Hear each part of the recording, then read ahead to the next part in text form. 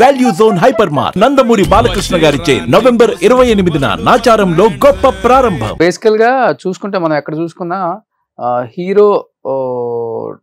హీరోకి వస్తుంది సినిమా అయిపోయిన తర్వాత ఆ టైటిల్ తో అల్లరి నరేష్, జయం రవి ఇలా వింటుంటాం. అలాంటిది దిల్ సినిమాతో ప్రొడ్యూసర్ కను దాంట్లో పనిచేసిన యాక్టర్ కి మారిపోయింది అనమాట.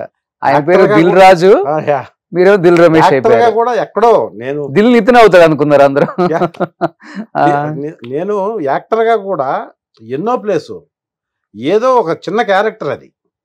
యాక్చువల్గా నేను చేసిన రమేష్ అనే క్యారెక్టర్ చాలా చిన్న క్యారెక్టర్, కానీ అది లక్కీగా ఆ కథలో పార్ట్ చేసి సీరియస్నెస్ అంతా క్యారెక్టర్ మీద సస్టైన్ చేసి కామెడీ అంతా రఘుబాబు మీదకి షిఫ్ట్ చేయటం వల్ల ఆ క్యారెక్టర్ పెరిగి లక్కీగా ఎక్కడో ముందు వరుసలో నుంచి ఎక్కడో ఉన్న క్యారెక్టర్ వచ్చి ఆ క్యారెక్టర్కి అంత పేరు వచ్చి అప్పుడు అనుకోకుండా దిల్ రమేష్ అని రావటం అనేది నాకు ఇప్పటికి కూడా I'm very thankful to them. V V Nayak గారు ఆ సినిమా డైరెక్టర్, మా దిల్ రాజు గారికి నేను ఏ స్టేజ్ మీద ఏ వేదిక మీద అయినా ఈ సందర్భం వచ్చినప్పుడు వాళ్ళకి నేను కృతజ్ఞతలు చెబుతూనే ఉంటాను లైఫ్ అంతా. బట్ ఎప్పుడైనా బాధపడతారా? ఎందుకంటే తెలుగు వాళ్ళు చూడటానికి బాగుంటారు, విలన్ లుక్స్, రగ్గుడ్ లుక్ ఉంటుంది, వాయిస్ బాగుంటుంది. తెలుగులో ఇన్ని సినిమాలు చేసినప్పుడు కూడా ఏదో ఒక సినిమాలో విలన్ గా కాకుండా ఎప్పుడు ఆ విలన్ వెనకున్న ఆ బ్యాచ్ లో ఇంకొక విలన్ గా కనిపించాల్సి వస్తుంది. ఎన్నాళ్ళు ఇది అని అనిపించిన రోజులు ఉన్నాయా అన్న? ఫిల్మ్ ఇండస్ట్రీకి సంబంధం మీరు అన్నారు, ఏ బ్యాక్గ్రౌండ్ లేకుండా ఎక్కడి నుంచో యాక్ట్ చేయాలని వచ్చి అది ఫస్ట్ స్టెప్. ఆ ఫస్ట్ స్టెప్. సెకండ్ స్టెప్ లో ఆల్రెడీ మనం వచ్చేసాం 26 years గా సర్వైవల్ తీసుకొని ఇక్కడ ఇదే ప్రొఫెషన్ లో లైఫ్ స్టైల్ లీడ్ చేస్తూ ఉండటం అనేది కలామ తల్లి ఇచ్చిన అదృష్టం ఒక రకంగా. First point. ఎందుకంటే ఇంత టైం సస్టైనబిలిటీ ఉండాలంటే చాలా కాన్ఫిడెన్స్, మనకు చాలా ఫ్రెండ్ సర్కిల్, చాలా డెడికేషన్, సిన్సియారిటీ ఇవన్నీ ఉండాలి మనకి. సో ఉన్న తర్వాత కూడా ఎందుకు రాలేదు నాకు అనేది ఉంటది. ఎందుకు రావట్లేదు అంటే ఎందుకు అడిగానండి ఈ క్వశ్చన్. సినిమా ఉన్నంత కాలం, సినిమా బతికున్నంత కాలం అందరు మారొచ్చామో గానీ హీరో, హీరోయిన్, విలన్ ఈ మూడు మారవు. అందుకని ఆ మూడు ఉన్నన్ని రోజులు మీరు ఉంటాం. ఉండటం వేరు.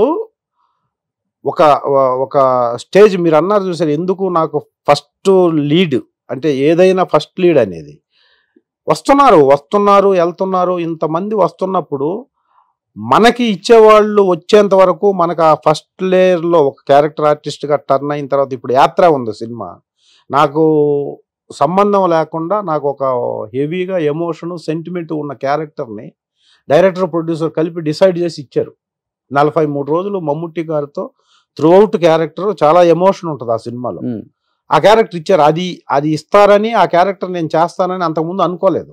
అలాగే మిర్చి, అంతకుముందు ప్రస్థానం, ఇలా చెప్పుకుంటూ పోతే ప్రతి సంవత్సరం ఏదో ఒక సినిమా నా సస్టైనబిలిటీ నిలబెట్టి ఇంకొంచెం ఒక స్టెప్ ముందుకు తీసుకెళ్లే సినిమాలు వస్తాయి.